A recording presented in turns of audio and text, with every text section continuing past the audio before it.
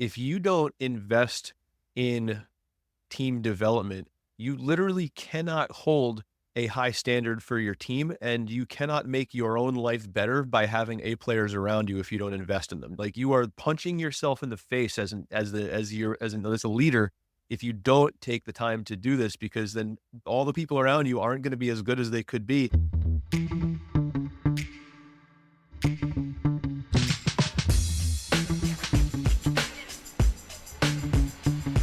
Welcome back to Relationships at Work, your guide to building workplace connections and avoiding leadership blind spots.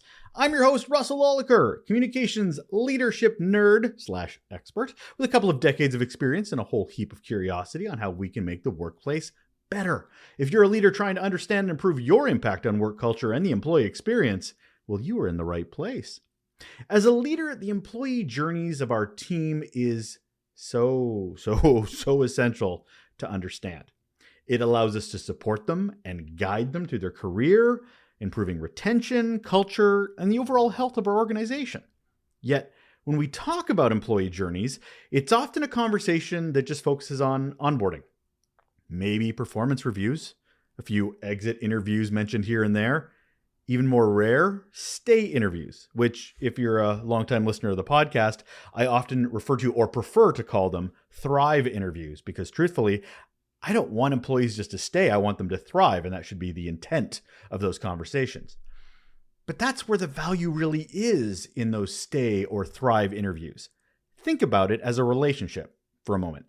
Onboarding is saying hi. Exit interviews are saying goodbye. Performance reviews are kind of like, what have you done for me lately? Well, stay interviews and thrive interviews are where the relationship building actually takes place. This is where trust and connection and motivation and leadership is demonstrated, not really the other ones. And yet we're missing this opportunity. A survey by Nonprofit HR revealed that while 72% of organizations do exit interviews, only 28% surveyed conduct stay interviews. In a 2022 Paychex survey of 1,000 HR decision makers in the US, 27% said they use stay interviews as a retention strategy. Only 27. And lastly, a Gallup survey found that 52% of employees who left their jobs voluntarily believed their manager or company could have taken steps to prevent their departure. And of course, those managers, that leadership, can't solve those problems if they don't know what the problems are. And that's where stay interviews are so essential. My guest today digs into all of this and really highlights the role of leadership in making them effective. You're going to love this. Hold on.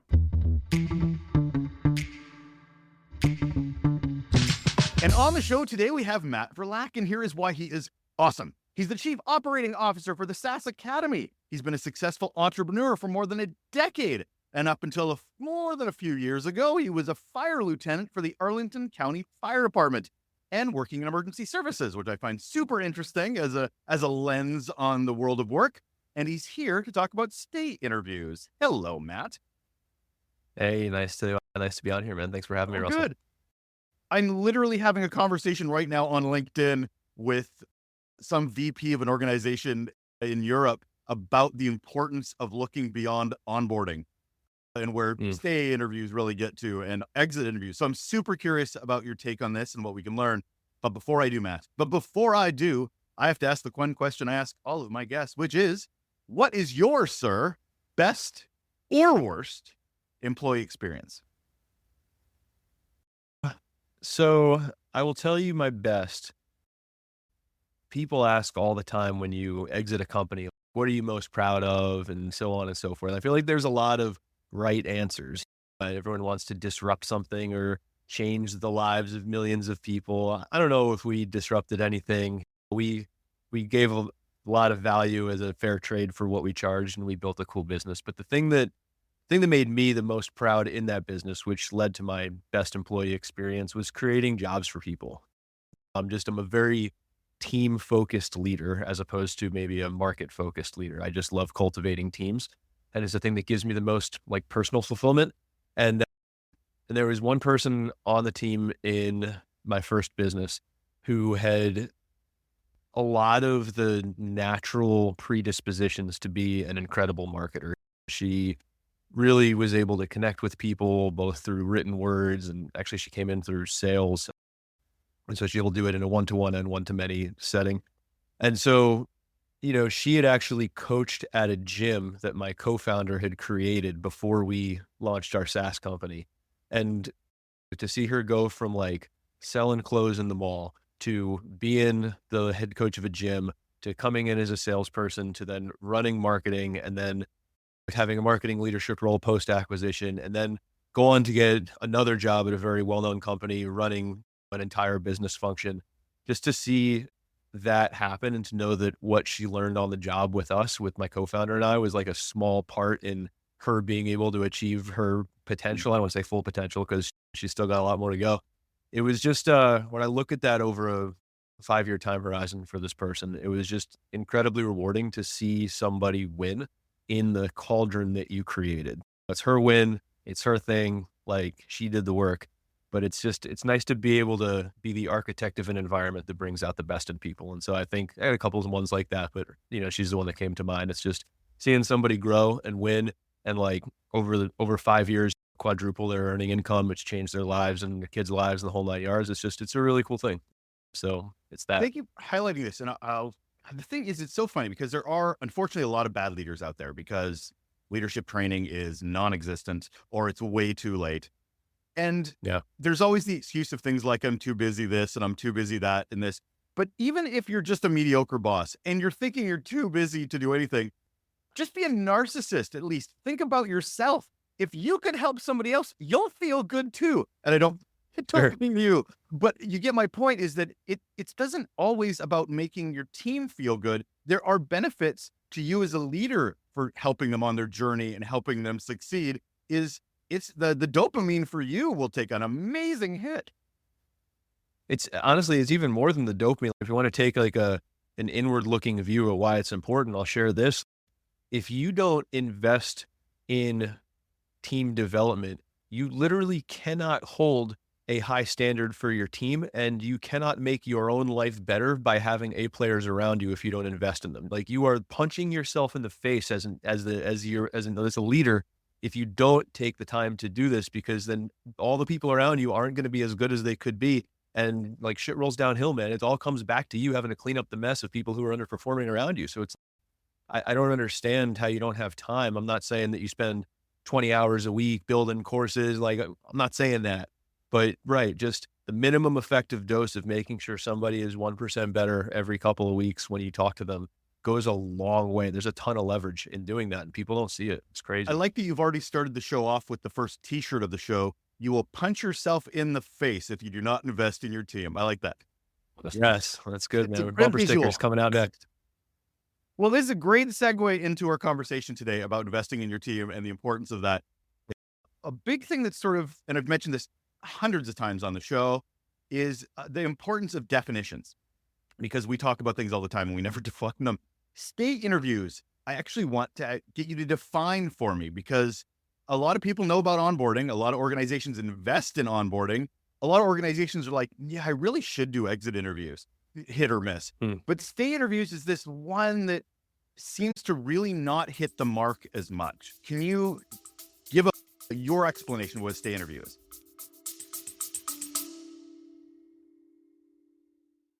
Hey, if you're enjoying the insights from our guests, you'll love our Raw Notes newsletter. It's packed with guest takeaways, the resources that inspire them, and my own tips on how we as leaders can be better humans for the humans that we're responsible for. Go to relationshipsatworkshow.com and subscribe now and help the workplace be more human. Yeah, and it's interesting because I don't use that term in our own business, but I think that if I had to describe it, it's an interaction. A stay interview is an interaction with an employee or a team member that is designed not to help them accomplish the work that they're working on in the current week or the current sprint or the current month. To me, it's a career trajectory assessment that covers both the job pertinent things, right? Do you have the tools you need? Are you learning? Are you growing, et cetera? But then also the personal fulfillment side of things, like how is your job like overlaying with your life and your goals, and where do you see yourself? Like, do you still want to be here in 6 months? Do you still want to be here in 3 or 4 years? And the interesting thing about asking those questions is it's a great mechanism to hold up a mirror and see the kind of culture you've built. Because if you think everyone is just BSing you and yes, Russell, I love working for you so much. I want to be here forever. You're the best boss ever. If they can't give you any constructive feedback or be like, look, I actually want your job, or I want to go do this job and I don't see that position on our org chart and I don't know what to do about that. If they can't say that stuff to you, you haven't built the right cauldron, like I said before. And so I think that the stay interview does two things. If you have a culture of candid communication, then it lets you know where your team is standing and where you're standing as a leader and do some future planning and investing in them. And if all you get is surface level garbage, then you know what you need to work on in your culture to build the communication rhythms that will then get you the real stuff. So I think it serves two purposes in that You sense. mentioned as well that you don't call them stay interviews. What do you call them? I call them Okay. one-on-ones. They're baked in like every 2 weeks. Every 2 weeks we do these in some form or fashion. And it's a hybrid between a little bit of the tactical, but also the more forward-looking things. And then we do them every 6 months in a bit of a more formalized setting based off of, I don't like to call them performance assessments because performance assessments happen every day in our company. It's just the doing the work. But we level up and take a more holistic view every 6 months or so with a rhythm that we've built in our people team. I've always hated the term stay interviews because I don't want employees just to stay. I want them to. Yeah. So I call them thrive interviews because I've always Oh, liked cool. the idea, and it's the same thing. I mean, you're hitting it right on where I'm going. Is that we look at them as this thing that should be about helping them nurture through their environment, but it also, and I'm curious what your thoughts about this is it a great opportunity also? I believe it is, but I'm just curious how you approach them for the organization to check in on how they're doing to support that employee. Because we make Yeah. all these promises, Matt, at onboarding that we don't fulfill in a lot of organizations going, we have the best values. Did I mention our culture is phenomenal? And then we ignore them for the rest of their career.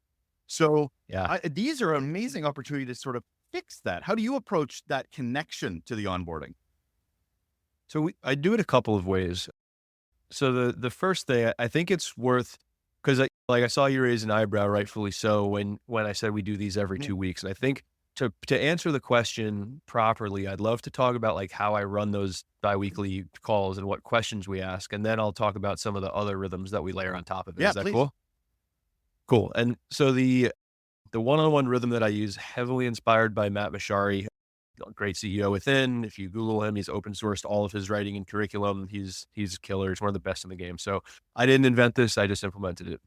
But so the way that we do the one-on-ones, we start off with wins. I love to build a culture of winning because even if everything in your business is on fire, like you can be managing that really well and it can still be a win. And it's one of these things where like A players in general are really good at finding all the stuff that's broken and wrong and opportunity to improve. Like I never have to work on that. It's all right there. But sometimes we're too hard on ourselves. So I start off with the wins. Let's like, what's good in your world? It's like we were doing to say, Russ, what's up? What's good in your world? Give me a couple wins. You talk about a couple things you're proud of. Could be personal, could Mm. be business, company level, year level, whatever. It could be anything. I'd like to start off with some positivity. So we both do that. And then we'll do a little bit of the tactical. Like if you've got, we work in 6 week sprints in our companies. If you've got a goal that you're chasing for the 6 weeks, we'll check in on it, mostly just to see if you need anything, honestly. I don't want you to leave a call with me being like, oh, well, this is supposed to be a stay interview, thrive interview, whatever you want to call it. So I have this project that I really, really need to do, but I'm blocked on it, but this isn't the right environment to ask the question. That's crazy to me. So I check in on the big stuff, make sure you're good to go. From there, the middle, like these are an hour long, the middle 40 minutes or so of these calls, I just call it the list. And really, it's just, I like to coach my team members to pull from me what they need. I will also push and coach them on specific things that I see. But my best performing team members will come to me with a list and be like, Matt, can you coach me on this? Matt, I had this interaction. Did I handle it well? Matt, how do you think we should go solve this problem? So the people I love working with the most are pulling from me. So usually there's a list of coaching topics there. And that is kind of cyclical, I find. When I do these this frequently, there's not always going to be like a full stack. So I like to defer to the team member to make sure that they get what they need. And then I fill in the gaps with the longer term questions, right? Hey, what's your vision for the role? Where do you see this going? What if you had to make another hire right now? Who would it be? Why? I just try to layer on all these different questions to try to pull them out of the Right. weeds for a few minutes. I run that up to the 50-minute point. And the last 10 minutes, we do my favorite part, which is non-optional feedback. And so basically, I would say, if you were on my team, I would say, all right, it's feedback time. Like, what is one thing in the past 2 weeks that I did that you loved? And one thing in the past 2 weeks that I can change to get to the next Right. level? And then, and the important part as the leader is you can't accept the hugs and kisses feedback that you're going to get, right? It can't be just, oh, everything's great. I don't have anything for you. Like, you have to explicitly give people permission to nitpick because they're going to feel like they're being petty. Dude, if I use a semicolon in the wrong place on a slide deck and it makes something harder to understand, like, I want to Right. know about it. Like, my goal is excellence, right? Because I can't lead well if I'm not performing well. So I want to know all that little stuff. Hey, you look pissed off in this meeting, and I'm like, damn, it's because I hadn't eaten in 9 hours. But I should probably go have a snack so I don't look angry and make everyone wonder what's wrong. As a leader, everything you say is through a microphone, and everything you do is under a microscope, right? It's like it's there. It all matters. So anyway, I get that feedback from them, and then I provide it in that order specifically. So they give me some, then I'll give them some, and we're good to go. That's how I run that call. So that's like the baseline rhythm. Let me come up for air for a sec there. We do a few other things to bridge the gap between onboarding and ongoing, but but that's kind of the atomic unit of management for this. What's been the benefit to you in doing this? I mean, employee retention tends to pop up when we actually take this stuff seriously, but what have you seen Yeah. personally? Less Mhm. surprises, I think, is the big thing. I think that predictability is an important thing in business, especially in startups, because the default operating mode is chaos. And a lot of that is a feature, not a bug. Like, in most areas of a startup, if it's not chaotic, you're not being aggressive enough trying to build the company. Like, it shouldn't be predictable when you got 16 members. Everyone should have 17 jobs and you're doing all sorts of crazy stuff. And what am I even doing right now? That's cool. It's fun. But people management should not be part of the chaos. If you've ever had somebody quit and you were like, "Oh my god, I had no idea this person was unhappy. I had no idea they were looking for jobs." That's a red flag, right? If you finally ask someone if they're happy at work and they're like, "No, I've been miserable for 9 months." That's a red flag. And so I think the biggest benefit I've seen, coupled with our value of candid communication and the fact that we actually live that out, is I know where my people stand. I know where they stand all the time. I know how they're feeling. We do like weekly asynchronous updates where they literally will rate their emotional state from poor to great, 1 to 5 kind of thing. So if anyone's a 3 or less, I'm going to check in on them and give them a phone call on Friday, make sure they're good. Like, I just, my whole job, aside from like the creating that I do with my hands. So that's one bucket. Bucket number two is just making sure the team's okay. If they're okay, we're okay. So no surprises, man. So I love that. That's the benefit it is for you in the organization. How do you know it's benefiting the employee? Got it. Good question. The biggest way that I think it benefits the team members is because it gives them an actual outlet to get coaching on whatever they deem is most important. One of the things that we do, and this is even in our culture deck, I can give you a link to it if you want to put it in the show notes. We took a lot of inspiration from HubSpot and from Netflix. And I built last year like a 200 slide culture deck that actually talks through what our core values actually mean. So they're not just a bunch of Mhm. crap in a one pager. And one of those things when it comes to professional development for us, look, season this to taste. It might be a really bad idea for other companies. You might hate it. That's cool. But for us, it works. We don't really do formal professional development in the form of like classes and courses and 17 different levels for every job position, all this kind of stuff. Like, the words I use in the culture deck are, we get better at our craft on the field of play. Like, we learn by doing. And so, because that's our approach, and we're about 45 people, like, we don't have a full head count for team development yet or anything like that. So we've a little bit by necessity. I think if you're a 300 person company or more, this is the different conversation. But for us, this is the outlet. And so if they're using that discussion block properly, that it should be more often than not chock full of things that they want to learn and chock full of things that I want them to learn. And so I think as long as those two things are true, I don't think by us helping each other learn some new things and challenging each other's beliefs and double clicking on the work, I can't see a negative to it. So as long as that discussion's full, and I know that that's the conduit for coaching, I think the benefit's there. The only piece I'd argue with you on is that I don't think it does matter the side of the organization. I think these conversations just need to be happening. You could be 10,000 people. You could be more siloed and segmented in how you do it. Because again, we talk about culture, and a culture of 45 people is very different because it's more one culture, monolithic culture, as opposed to a huge organization where it has probably like 17,000 cultures, even though they put the values on the wall. So I just want to challenge that, is that I don't want to give a large organization a pass for not having to do this stuff because, oh, we're too big to get that granular. I'm like, no, that's where the secret sauce is, people. No, I agree with you. That wasn't how I meant that comment. What I meant is that, like, when you're of size, you might have people whose entire job can be creating more formal opportunities to professionally develop as well. That's the part that I meant might not fit in a large organization, is that we don't do that kind of stuff. And at 300 or 500 people, maybe you do also have some kind of formal development.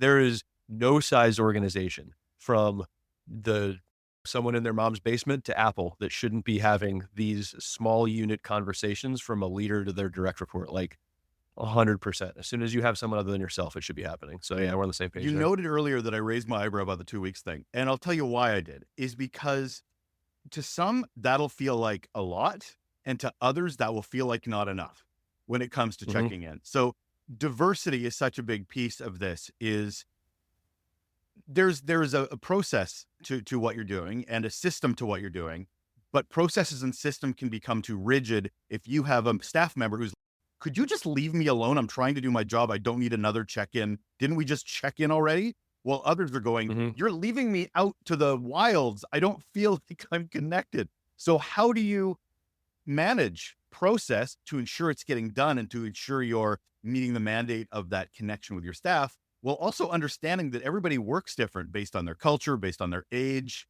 all of it? Yeah. Those are two different problems that I think have two different solutions. So for somebody who thinks that they're too frequent, I would challenge the leader that you're probably not running the meeting right, or you don't have a deep enough relationship with your direct report. Now, there's a difference between I'm talking to you too often, leave me alone, versus I'm crazy busy chasing a deadline. I could really use this hour back, right? So that happens occasionally. Like, funny, like an example today is I have a one-on-one with my director of finance, and also we're closing the books today for last month. So I will still meet with her, but if we only hang for 20 minutes to make sure everything's good, quick check-in, anything you're blocked on, then she's like, look, I got to go hammer this. I'm not gonna miss my deadline. That's cool. But the red flag for me as a leader would be someone who says, Matt, I literally just don't get value from talking to you this often. Then I'm like, damn, all right, I'm not doing my job right yet. And I would go double click on why that's true. So I think that it's more likely that somebody will push back on this process if you're too rigid in the way that you run it. So if there are a lot of check boxes and you'd be like, we need to have 4 coaching items on our discussion list in order to make this a success, yeah, get out of here. But if it's an organic conversation where you actually have a relationship, not just a managerial obligation, but a relationship with the person, then talking once every couple of weeks to make sure they're good to go and how you can support them should not feel forced or like an imposition or an obligation. And if it does, your depth of relationship isn't there, or you have 2 incompatible humans on a team, which is a real thing. People don't want to admit it, but sometimes the interpersonal stuff is just hard, and it might be right person, wrong seat kind of situation. So that's that one. If they need more, give them more. There's not a cap for me that every 2 weeks is the floor, but also, like, I tend to find that you don't need this conversation more frequently than every 2 weeks. You just might need a conversation more frequently. Like when I hire someone, I might meet with them 3 times, 4 times a week for the first couple of weeks, but I have a whole framework on that, shocker. But I might meet with them very, very frequently and then dial back as they need it. So I think that they probably need other more tactical things from you if they want to meet more often than once every 2 weeks.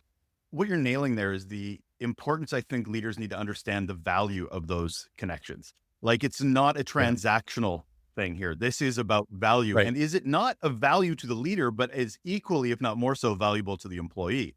I remember I had a team for about 12 years. I had actually had the exact same team for 12 years. Huge retention.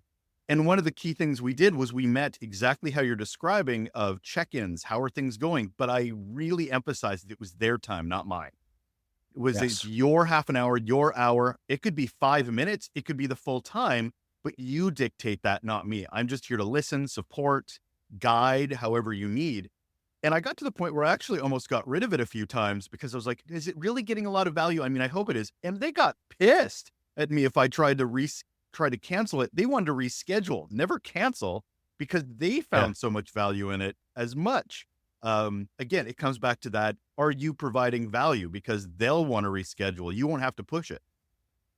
Yeah. And the problem is, and I'm probably going to make some people uncomfortable, but that's okay. Yeah. That's who I am. If you can't provide value to your direct reports in a call, either you don't have the right relationship or you don't have the right skills.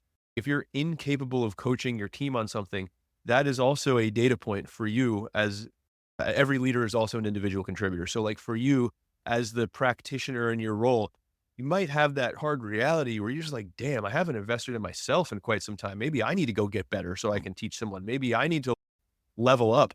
I laugh. We say this all the time in our company. We borrowed this term from Netflix about talent density. And every hire should increase the talent density. And I want to hire a team that is so good that I feel lucky they give me permission to keep Right. showing up. But then the flip side of that coin, it's just fun to say, but the flip side of that coin is, okay, you're actually not going to one day you might not be able to keep showing up unless you keep getting better. You have to continuously improve yourself so you can then improve your team. And so if they don't get value from this and it's not a relationship problem, not to be that guy, but you just might need to get better. Well, I think anybody that feels uncomfortable by that conversation has some self-awareness and situational awareness problems. Is Yeah. that they need to understand that leadership is also a journey of also getting better, especially considering most leadership, nobody's getting any training. They have to assume it's their fault and their problem to fix, or they're not a leader. They're just showing up to fulfill a calendar requirement. Yeah, Yeah. that breaks my heart. You got to lead yourself first. And that comes from everything from, can I wake up when I say I want to wake up? Can I work out when I say I want to work out? Can I, whatever the thing is for you, it doesn't matter the example. Can you fulfill your commitments that you make to yourself? That's the first box to check before you earn the right to lead somebody else. You have to be able to lead yourself. I think that's lost on people Well, sometimes. it's so funny. You keep hearing a lot. And again, you go down the TikTok, Instagram thing of you have to love yourself before you can love others. I'm like, leadership's exactly the same. Yeah, You mentioned 100%. this a few times, just sort of sprinkled in around vision and mission. And Mhm. how do you connect it within a stay interview? Because, oh, we sure put it on a billboard in onboarding, but how do you operationalize it when it comes to those one-on-ones? Yeah, great question. We talk about it in everything that we do. So there are other rhythms that are critical to connecting our mission and our vision, not just the stay interviews. And so if I answered that question directly, it would sound like I don't connect it a whole lot because there's a lot of implicit connection. So I'll answer it this way. One of the biggest ways that we connect is with our monthly all hands. We do a monthly all team meeting. And the first 15 minutes of this all hands is all focused on that, right? So we walk through team wins, we walk through customer wins. If any, we coach B2B SaaS founders. If any of them sell their companies, that's like our North Stars when they have their perfect exit is what we call it. So we have anyone who exits, we'll feature them, then we'll book them on the podcast and do an exit interview and stuff. It's super fun.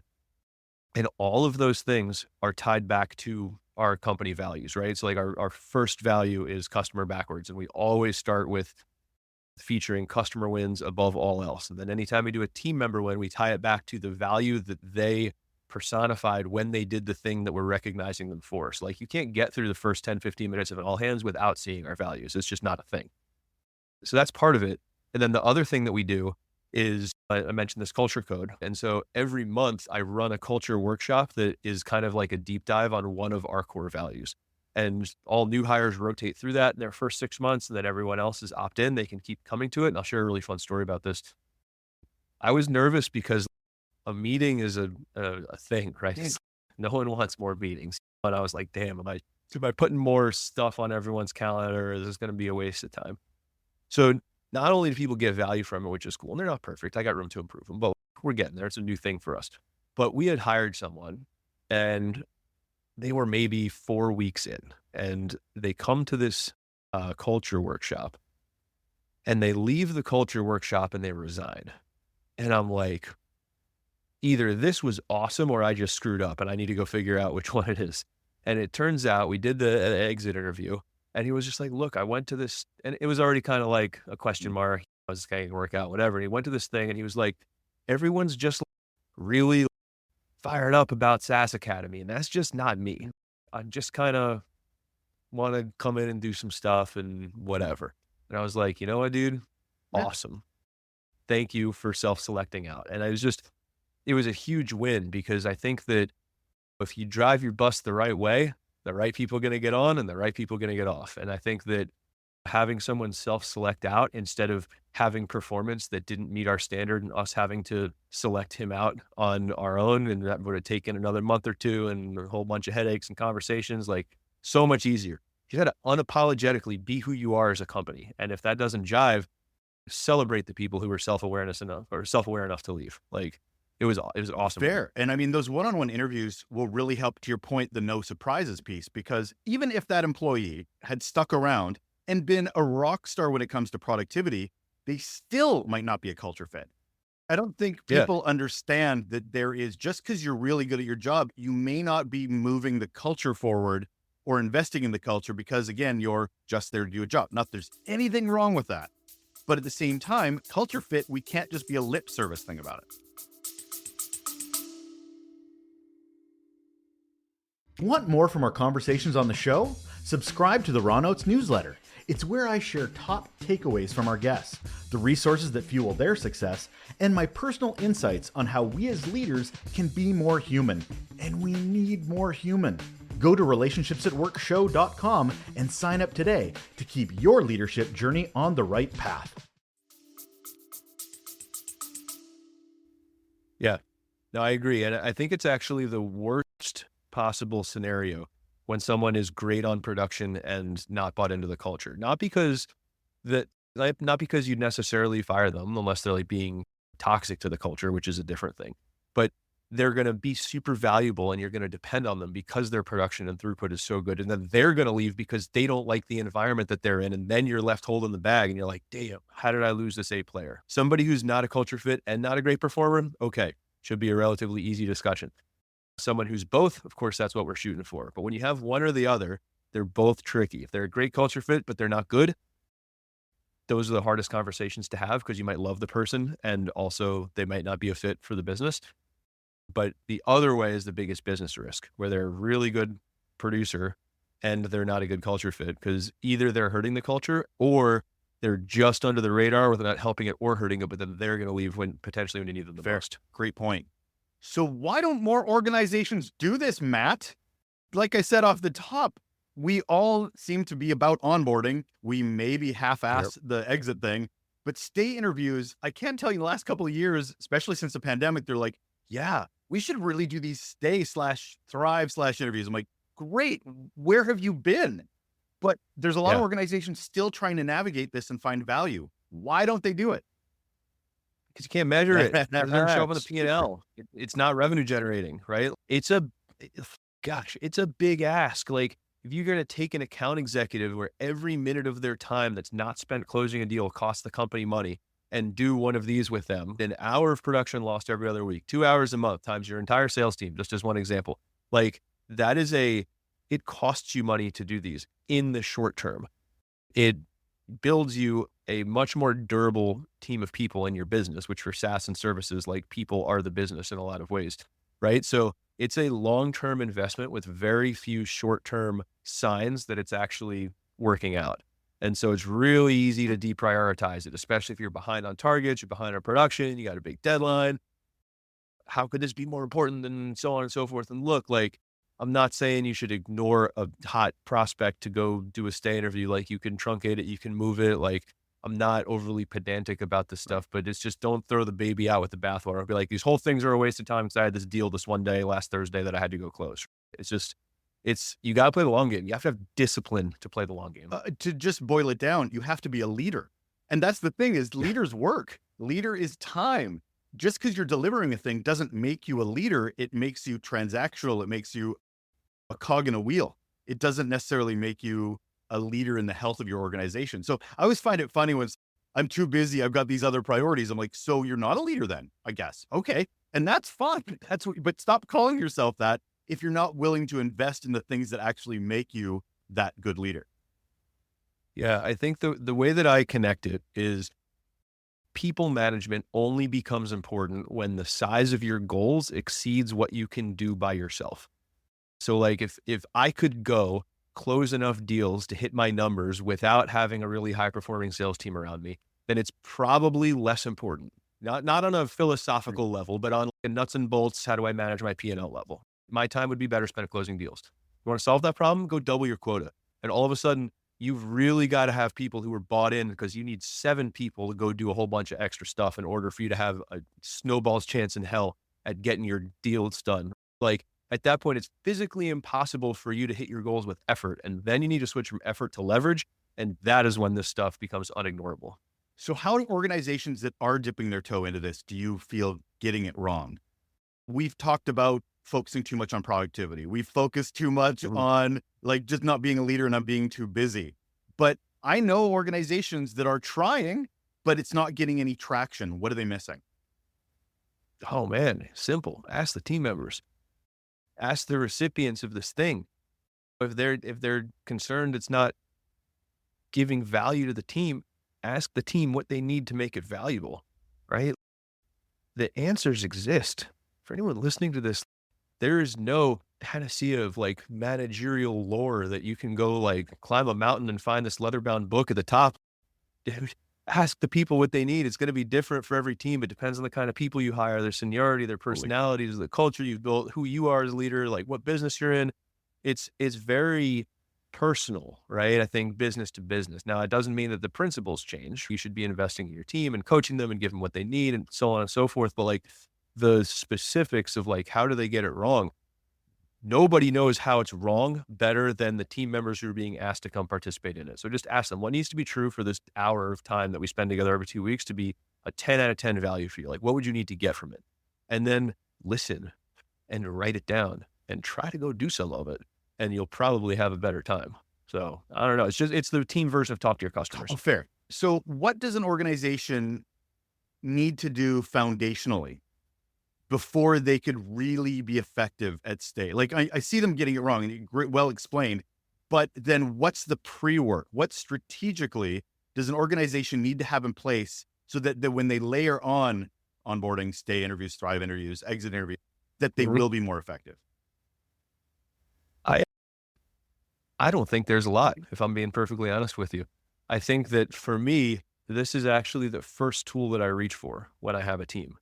If I were starting, and maybe the right way to answer this question is if I were starting from scratch and hiring the first couple of people. So let's say it's a blank slate and I have nothing. I would do a couple of things. I would figure out what the mission of the company is, should be relatively table stakes. I'd figure out a couple core values that I really, really care about. Core values are a reflection of the founder or the founding team. And again, you're not getting married to them. You can change them if you need to change them, but have some type of North Star to point to. So here's what we're doing. Here are the things that are important. I would get those things jotted down in a freaking Google Doc. You don't need any fancy stuff. Just write it down on a piece of paper. From there, I would have my team. I would do these interviews, the exact format that I articulated earlier that I got from Matt Verlaque. Like just run that, model, then modify. Run it out of the box that way. Do it for a few months, then tweak what needs to be tweaked. So I would start with that, and literally that's it. So I don't really believe there's a lot of pre-work. I think this is the pre-work in a lot of ways, because these conversations are what's going to drive everything else that you need to lead this person to success in their role. But what if a leader doesn't know if they have psychological safety with their team? I mean, this could be, and again, we come back to the relationships, hence the name of the podcast, is the importance of those relationships. So as a first-time leader, or as a leader that's been around for a while, but may not know what their connection is, that means they got some work to do. But wouldn't you say psychological safety is foundational, or is it a chicken and egg thing? Is it sort of do the stay interviews to learn if you have psychological safety? You don't absolutely need it first. Yeah, that's my viewpoint on it is the latter, what you just said, because I don't think that there is, if you locked us in a room and it was like, build psychological safety, you have 5 days, right? I don't really know how to do that. I think that it's one of these things that comes over time from having real conversations. But I think if I were to say, like, how should you approach these conversations to build psychological safety, the biggest point of advice I would give a leader is that you have to be vulnerable in your conversations. Every time you mess something up, tell your team about it. People are like, what are you talking about? Don't I need to be this infallible leader? No, that is the opposite of what you should be. Like, if you think for a minute that you're going to convince your team that you're this oracle who's got all the answers, you just think they're dumb. They're not dumb. They're smart enough to see that that's not true. So just be vulnerable, right? Talk about what scares you. Talk about the things that are challenging you in the business. Talk about where you dropped the ball and what you learned from it and how you're going to level up your game so it doesn't happen again. I talk about the good stuff too. I don't want to terrify people, right? But you've got to be a vulnerable, real human being. And then you'll be able to see, are they going to show up that way in return? And when that happens, you would then have created enough psychological safety where these calls will get more meaningful over time. But like, you can't expect someone to lead with vulnerability when you're also their boss and you have not given any vulnerability of your own first. Like that's bonkers. So I think you've got to be twice as vulnerable. It's amazing how many leaders don't get that vulnerability piece. I remember seeing an executive do a presentation. Now, this executive was probably pretty introverted, but that came off as inaccessible. That came off as not relatable. And yet then I saw that same executive do a presentation where she talked about all the jobs she didn't get. She talked about her imposter syndrome. Up until that date, most executives would just go, oh, you want to hear about my career? Here's all the successes I had. Here's all the jobs that I always got whenever I applied. Meanwhile, she's flipping the script a bit on that. I hate that term, but here I am using it, where she flipped it over and said, no, I've actually failed. And it set me in other directions. The amount of connection, the amount of people that went up and wanted to talk to her because, oh, she's like me, even though she's attained this, that's a path I want to follow, or I've been through those experiences as well. I just find it so jarring when leaders think they need to put up walls or not be human beings, basically is what they're demonstrating by not telling those stories and not sharing that information. Yeah, 100%. I spend a lot of time talking about my mistakes. It's funny after we sold our first company, my co-founder and I, we sat down and actually reviewed all of our mistakes and classified them into buckets of 5-figure mistakes, 6-figure mistakes, 7-figure mistakes, just so we had and knew kind of like how many were in each bucket. And it's a really good thing because like you have some examples that you've thought through and kind of codified as part of your professional story of, man, here's a time like I fumbled really, really badly and it cost me $1 million. And like, you can bring that story to a conversation about someone who's beating themselves up because they just wasted 10 grand on a project that didn't pan out. And it's really helpful. And it's funny because it's counterintuitive, right? I think a lot of leaders, especially leaders who don't work in companies or haven't created companies that have strong cultures and A players, they think that when someone screws up, you got to come down on them. Now, if you have a high performing team member and they screw up, there's nothing you can say that's going to be harder than the internal monologue going on inside their head. Now, it doesn't mean you ignore the problem. You set the standard, you reset the standard. Here's what I expect going forward. Are we on the same page? This can't happen again. I'll have that conversation easily, but it's not like, oh, I can't believe you freaking did this. Like, they're already saying that to themselves. So what I find is you have to actually do the inverse of that, where you have to talk them off the ledge, so to speak, where they're like freaking out over this thing that they did because it didn't meet their own standards. Be like, look, yeah, this was bad, but you're not bad. This was bad. Here's how it needs to look. Let's make sure we're on the same page from a professional standpoint. And from a personal standpoint, I'm still excited to go work with you next week. So can we get over this and just do better next time? And usually it works. So you're a chief operating officer, Matt. Who's doing your one-on-one stay interviews? Oh, my CEO, Johnny Page. Business partner, CEO is Dan Martell at first, when Johnny was the chief revenue officer, and then he took over the CEO role a couple of months back. So yeah, now he and I get to riff every week. We do it every week. Who does his? Okay. Dan. Yeah, I really want to hammer home that this is for everybody. This is, once you get to an executive level, it's not like, oh, that's another person's responsibility. I mean, I always get weirded out when we don't understand that leaders need leaders. Leaders need support. Yeah, Leaders need to be, am I still aligned with the culture at any level?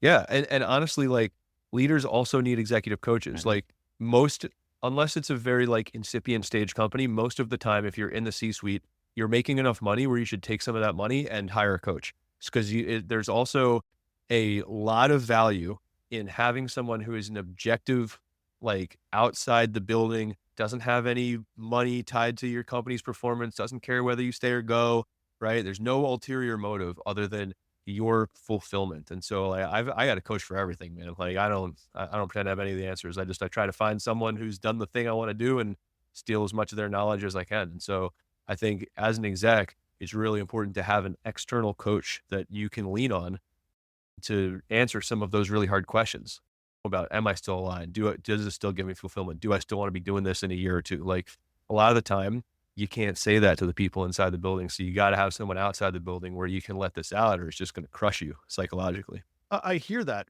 but I also think that there is a lot of value in that open transparency, because a lot of people will be risk averse going, I can't say to the organization. I'm like, oh no, you should be. And maybe think of people that are, I don't want to use the word hierarchy, but lower on the hierarchy to have those one-on-ones with, because skip interviews are useful. If as an executive, why are you not talking to people that are on the front line in that, are we aligned and that sort of thing? I love the idea of the manager, managee, that relationship, but I think we miss the obvious benefits of executive and frontline staff having more of that close relationship where these one-on-ones could actually be of benefit. Again, skip reviews are that one where you skip levels of those conversations. But I feel like those might not happen enough because we're like, oh, if we're going to do one-on-ones, let's just do manager and employee. We don't think bigger picture. Yeah, they don't happen that often, and they're really, really valuable. You know, one of our core principles, and this was instilled in both of us by Dan early on, is inspect what you expect, which is different than micromanaging. I want to delineate between the two, but the principle of inspecting what you expect is getting into the details, getting into the dirt from an auditing and fact finding standpoint, not from I'm going to go crack open HubSpot and start talking to your customers standpoint. But dude, I look at HubSpot and I randomly look at emails that are going out from our team to our customers every single week. I'll grab 3 or 4 emails. I just look. And most of the time life is good. And every now and then I might just shoot it over to one of our managers and be like, hey, dude, check this out. And I'll be like, heard. And it does 2 things. It keeps me in the loop on how things are going. And most importantly, in that example, what our customers are saying back to us. I'm data driven enough to know that it's not statistically significant. There's a good chance I may find an outlier, but that's fine. It's still a data point. But I don't resolve it myself. I will just resurface it to the person who actually owns the outcome and have them resolve it. But it also lets them know that Verlaque is plugged in, right? Like he sees what's going on. He's down in the dirt. Like he's looking at the customer conversations. He's looking at the sales notes. He's looking at the books and the financial reports and whatever. Like you have to get into the details. You can't abdicate that. I firmly believe that there's no business big enough where you shouldn't go all the way to whatever the atomic unit of the work being done in every department that you're accountable for, and just take a peek around. I block 2 hours a week in my calendar for departmental audits, and I just go cruise around and see what's up. And some people might be like, damn, that sounds like a huge pain in the ass. You know what? Sometimes it probably is, but I think it helps a lot more than it hurts, because if you have a problem, it's gonna show up. The only question is how fast can you figure it out, and can you do it before it shows up in an unignorable way that damages the company? Well, it just loops back to your original statement about one-on-ones, which is no surprises, right? It's the importance of those relationships. So those audits could be non-existent because you're getting all the information and the heads up you're needing already through those one-on-one interviews. Thanks for this, Matt. I really appreciate your time about stay interviews / one-on-one, as you call them, thrive as I call them. I'm going to wrap it up with the last question we ask, which is, Matt, what is one simple action right now you believe people can do to improve their relationships at work? One thing that you can do to improve every relationship you have at work is get to know the people on your team outside the scope of the work that they're doing. You hire the whole person. You don't just hire the work version. And I'm not saying we don't have boundaries and you can't log off of Slack and go play with your kids. I'm not saying that. I do a lot of stuff that's not work, right? But I get to know the whole person. I want to know what their goals are. I want to know who wants to go move to Spain and how they would get their work done. I want to know who's excited about starting a family or who's getting ready to propose to their partner or whatever. Like, I just want to know so we can have a real relationship. And so I think that is the one thing that you can do. I'm not saying treat it like a friendship, but don't treat it like a transaction. Just get to know the person. And if you can't answer those questions about, like, hey, where does this person want their life to look like in a couple of years? Not just what rank do they want in your company, but like their life.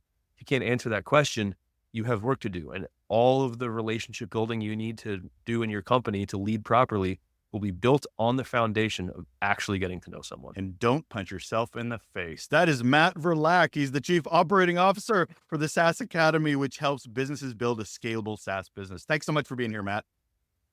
Thanks, Russell. I appreciate you, man. Talk soon. We're done. That's it. That's all. That is another episode of Relationships at Work, your guide to building workplace connections and avoiding leadership blind spots. Thank you so much for joining me. Always really enjoy your time that you get to spend, or we get to spend together. If you have a moment, you've really been enjoying the podcast, and I've been getting just blasted with some amazing bits of gratitude and support for how the podcast has been helpful for many leaders. Thank you for that. But also, if you have a time to put anything in rating and reviews in Apple, Spotify lets you put stars. That small gesture means the world to the show, to me, to our rankings, all the good things. And if you have some of that time to spare, I would really, really appreciate it. And that's it. That's all I got. Okay, take care.